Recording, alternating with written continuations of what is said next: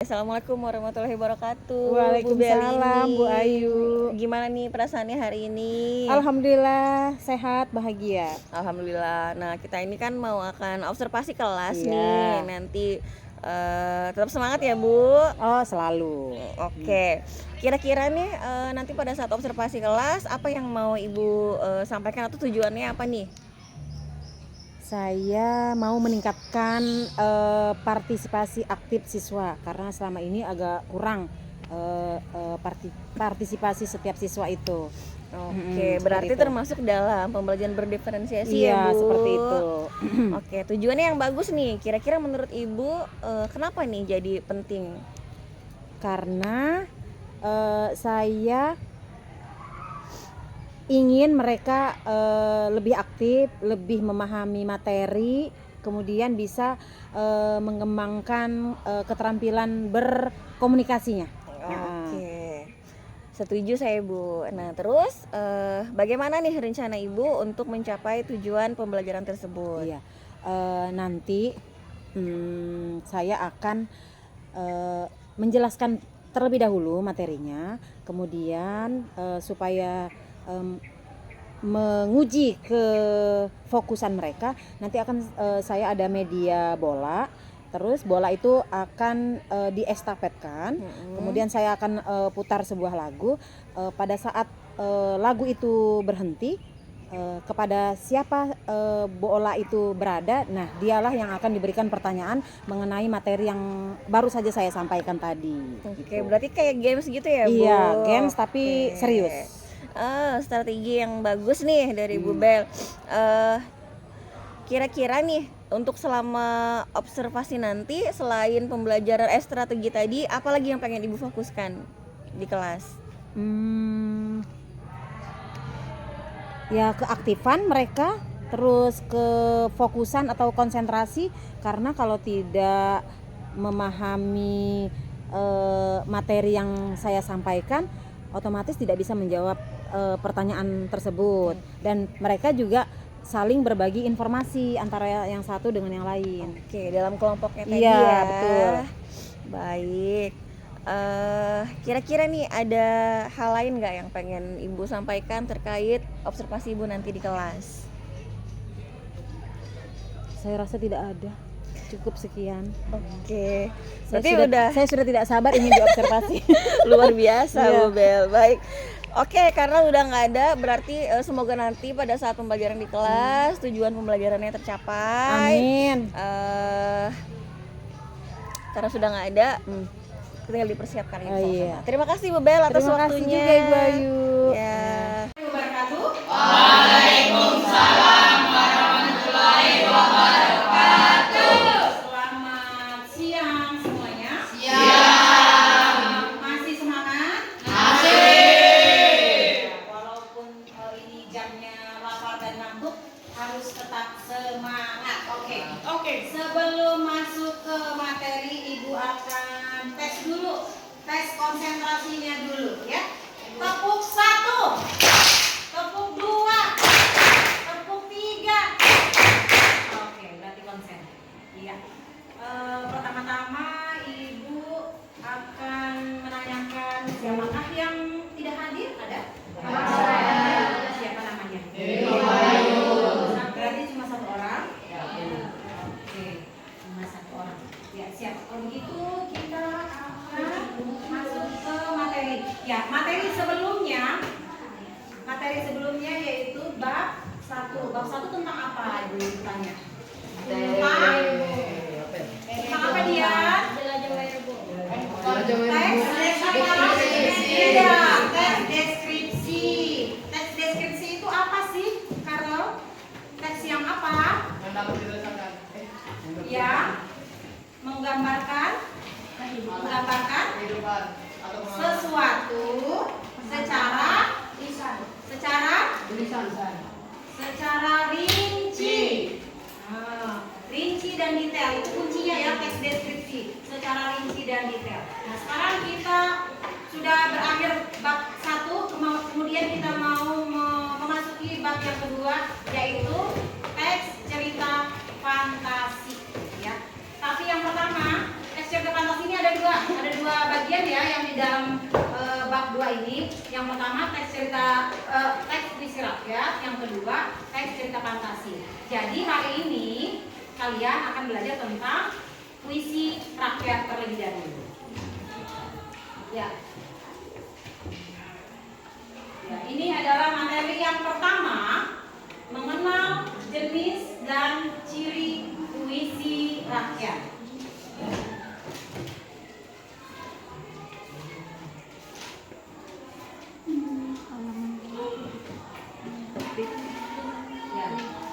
Tujuan pembelajarannya ya, memahami jenis dan ciri puisi rakyat. Jadi nanti setelah ibu memberikan materi ini, kalian harus dapat memahami jenis-jenisnya dan ciri-cirinya dari puisi rakyat. Pasti tadi baru dengar ya puisi rakyat itu apa? Baru dengar. Oke, mari kita belajar. Jadi kalian harus paham. Nanti ibu akan ada permainan dan pertanyaan. Jadi siapapun, setiap orang harus memahaminya ya. Ya, ibu tanya dulu. Apakah puisi rakyat itu ada yang tahu? Mungkin pernah dengar atau pernah melihat di buku mungkin? Oh iya, silakan. Puisi rakyat maupun cerita rakyat merupakan salah satu warisan budaya.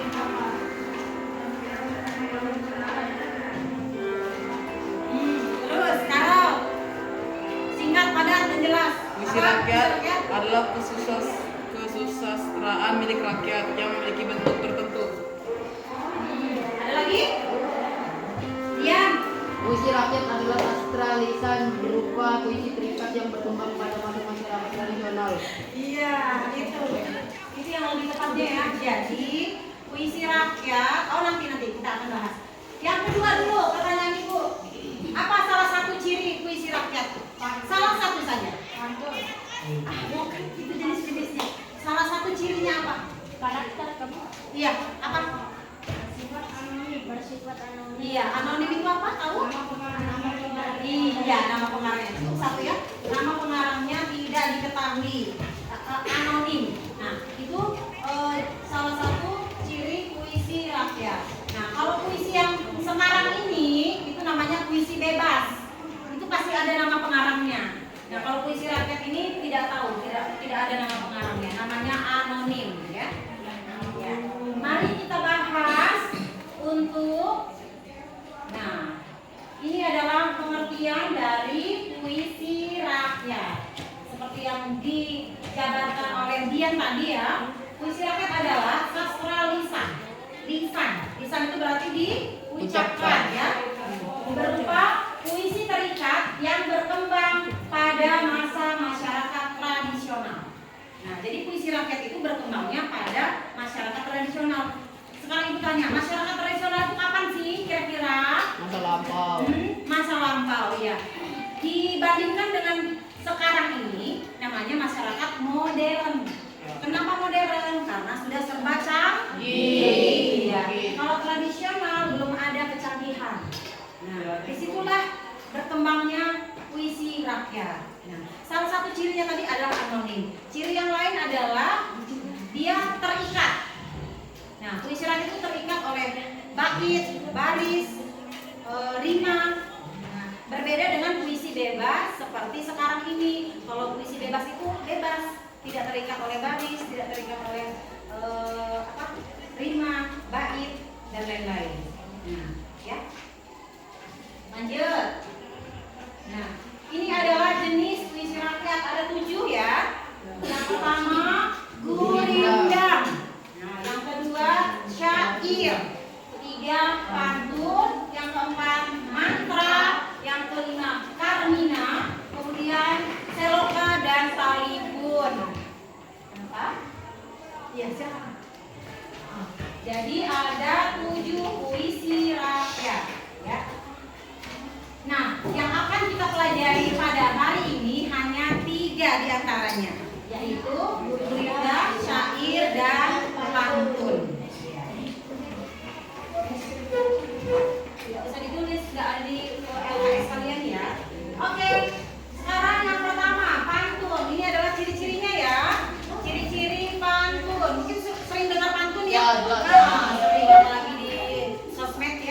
Ini Bin. Ya, yang pertama adalah pantun. Cirinya yang pertama satu bait terdiri dari 4 baris. Satu bait terdiri dari 4 baris, ya. Kemudian yang kedua, setiap baris terdiri dari 8 sampai 12 suku kata.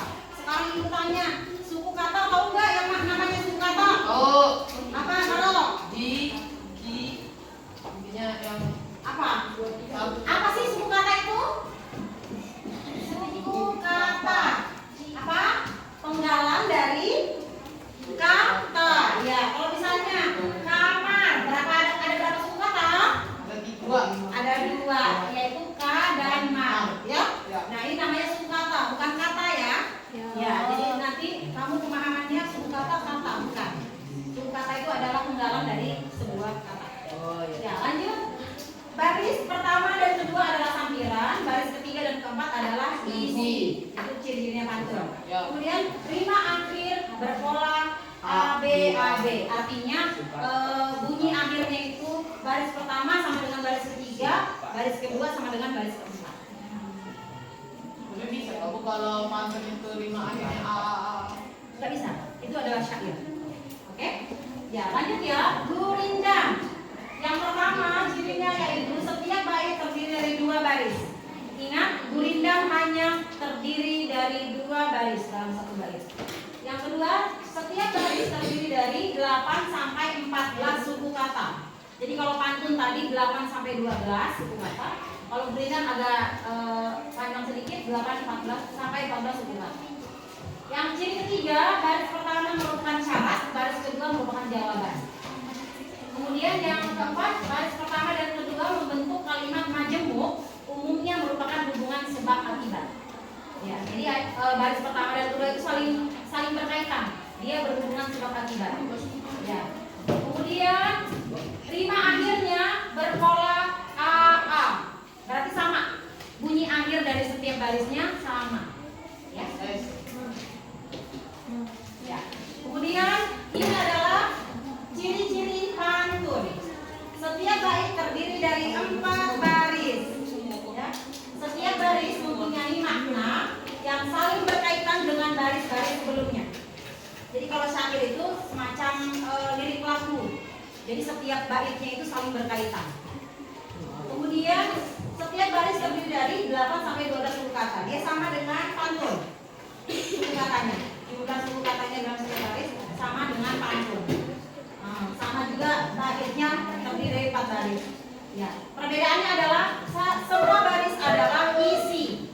Kalau pantun kan baris pertama dan kedua adalah sampiran, baris ketiga dan keempat adalah isi. Tapi kalau syair dia semuanya isi.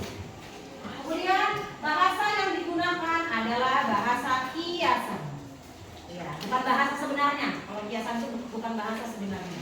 Rima akhir berpola A, jadi sama. Jadi bunyi akhirnya sama semua, ya. Beda dengan pantun. Jadi dia ada persamaannya dengan pantun, ada juga perbedaannya. Oh ya, sampai di sini ada yang ingin ditanyakan? Sebelum kita ke permainan dan pertanyaan. Tidak ada? Baik. Paham ya?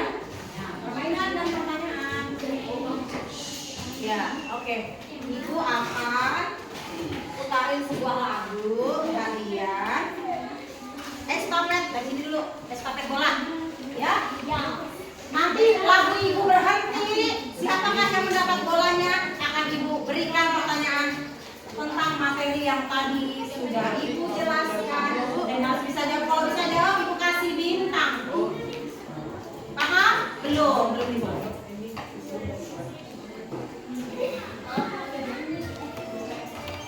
Ya, silakan.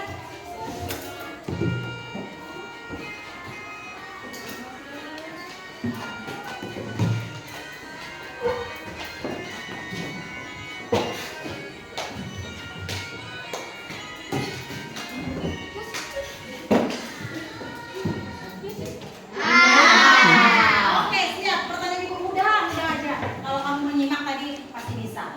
Sekarang pertanyaan ibu, yang lain diam ya. Pertanyaan ibu. Syair satu bait terdiri dari berapa baris? Tidak boleh lihat buku. 4 baris, betul kan? Betul. Betul. Oke, diam di situ, ibu putar dulu lagunya ya. Nak lanjut.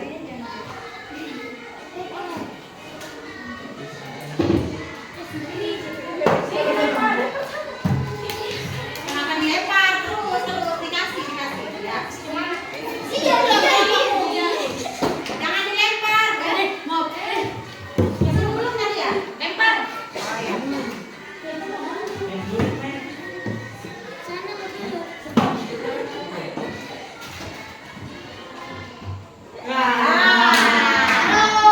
Ya, kalau masih kamu pegang belum kamu kasih, kamu ya yang dapat. Oke, pertanyaan selanjutnya.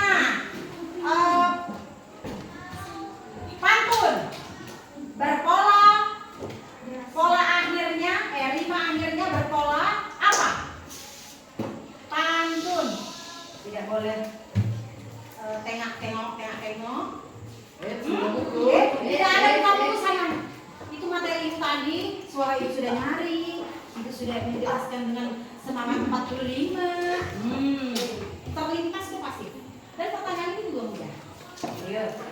Pantun berpola rima akhirnya berpola apa? Apakah bisa? Hah? Tidak bisa. Sekarang kamu lempar bolanya kepada siapa yang kamu mau. Lempar. Oh, kamu oke. Berpola AB. Apakah benar? Iya. Oke. Berarti kamu pegang lagi satu lagi pertanyaan ibu. Dengar ya lagunya. Dengar terus.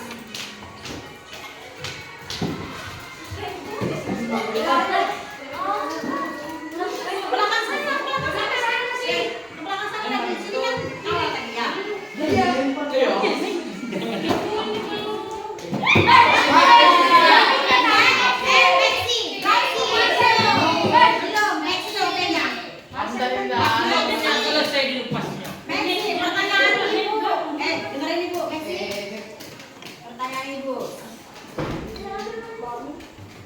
Gurindam. Ya, tentang gurindam. Dalam satu bait, gurindam terdiri dari berapa baris? Yang lain diam? Jangan lama-lama. Ya benar. Dian. Bagus. Tidak jadi dapat bintang. Oke. Sekarang putar lagi bolanya. Awas ibu.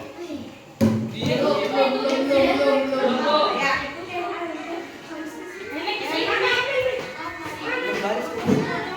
Mana bolanya? Membimbing. Ya, terus. Pegang lebar. Jangan dilempar. Ya. Terus.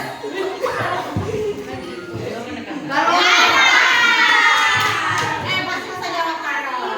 Ya, pertanyaannya beda lagi. Pantun itu terdiri satu bait terdiri dari 4 baris. Baris pertama dan kedua namanya apa? Baris ketiga dan keempat namanya apa? Baris 1 dan 2 sampiran. Baris 3 dan 4 isi. Oke, yang lain bagaimana jawabannya? Benar. Iya, pintar semuanya. Kalau begitu kita lanjutkan ke kembalikan boleh. Ya, memang sudah ya. Nah, tadi yang dapat bintang siapa? Ayo, tadi tuh siapa namanya? Sayang. Ini loh. Siapa? Gusnida. Siapa lagi tadi? Ya? Zakia. Oke. Terus Karol. Ada 3 orang ya. Sekarang ibu akan memberikan tadi itu tuh tugas individu ya.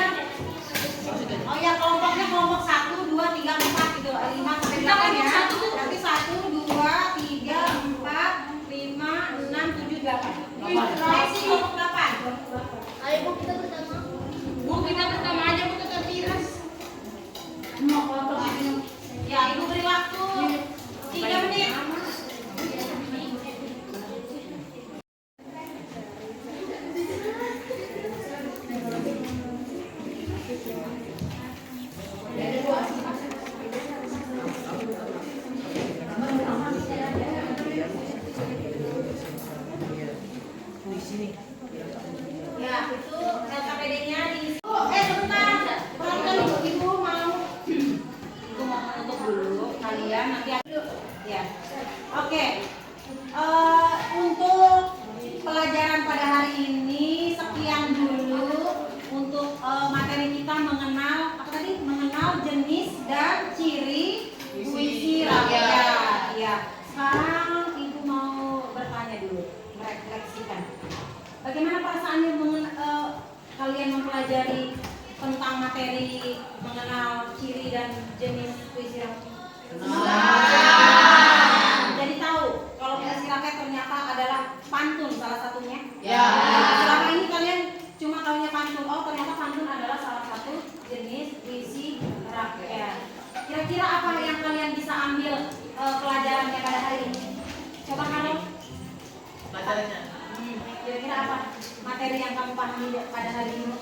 isi dari apa? Ciri karakteristik Ciri dari puisi rakyat. apa aja tadi itu yang dijelaskan ibu? Ciri-ciri. Iya, ciri-ciri apa tadi?